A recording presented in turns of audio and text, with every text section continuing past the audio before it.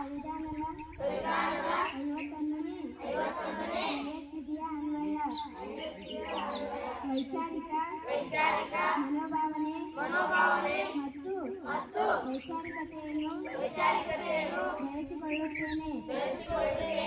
ನಾನು ಪ್ರಶ್ನೆ ಮಾಡದೆ ತರ್ಕ